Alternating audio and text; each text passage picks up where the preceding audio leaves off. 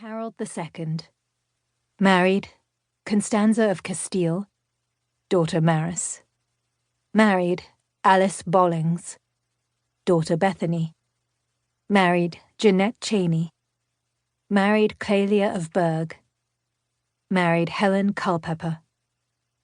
Married, Katrina Parr, who later married Titus Seymour, daughter Miranda. Before. Oat porridge. Salt for pride, mustard seed for lies, barley for curses. There are grapes, too, laid red and bursting across the pinewood coffin. One grape split with a ruby seed poking through the skin like a sliver through flesh. There's crow's meat stewed with plums, and a homemade loaf small and shaped like a bobbin. Why a loaf in such a shape, I think? And why so small? There are other foods too, but not many. My mother had few sins. She was a fox running from the scent of trouble with wary eyes and soft feet, tussling only when she was sure she'd win. The salt, mustard seeds, and barley grains are the only foods I know the sins for. They're for childhood sins, the kind parents chasten you with, or children sing rhymes for in the street. Little Jack Horner sat in the corner, eating a winter pie. He ate all its meat for being a cheat, and said, "Now a good boy am I." The sin-eater comes next, hefting her belly into the front room, where the coffin sits, boards fresh and blunt from the saw, the nails placed but not sunk. She smells of wild onions already begun to sprout despite a full month until May Day. I feel ashamed at my small truckle bed in the corner, our house not fine enough for me to have a room of my own. The sin-eater gruffs for a seat, and Bessie, our neighbour, brings her a stool. It disappears so completely under her skirts, I imagine her great buttocks swallowing it whole. A burp of laughter escapes my lips, and I clap my hands across my mouth. Bessie takes me to the window. "You're not to look," she whispers in my ear. She pushes on, hearing my intake of breath, readying for words, knowing I'm my mother's own little gabby goose.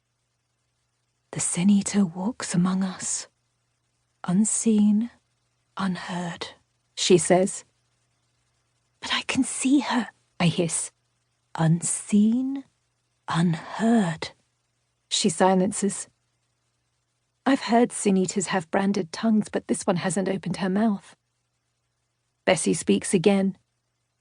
"Sins of our flesh become sins of hers, through the eating, praise be.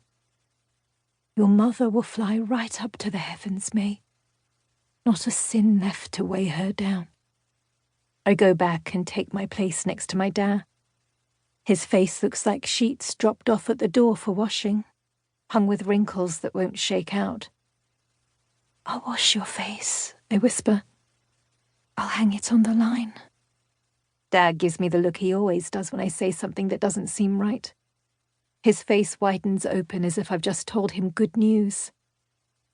"What are we ever going to do with you?" Grapes, red and bursting. A loaf shaped like a bobbin. Crow's meat. They stick in my mind like porridge in the gullet.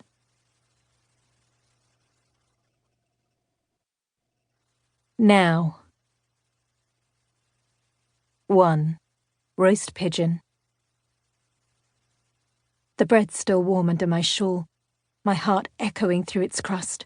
I run, quick as I can, along the ditch beside the road. A wide brown nostril swings into my face, breathing hot, hoarse breath. "Get on!" calls the cartman, coming from a side lane, urging the mare into the mess of the main thoroughfare. She shuttles her head from side to side, the bit buckling against her yellow teeth. My way's blocked. "Too visible," I scold, even as I climb out from the ditch onto the flat of the road. I fold my prize into the hollow between my breasts and dart past the balking horse and a hay wagon. "Hi, that's her!" the baker yells. I daren't turn, just break into a run. I go down a narrow lane. At the crossroads, I look to one side, hesitate.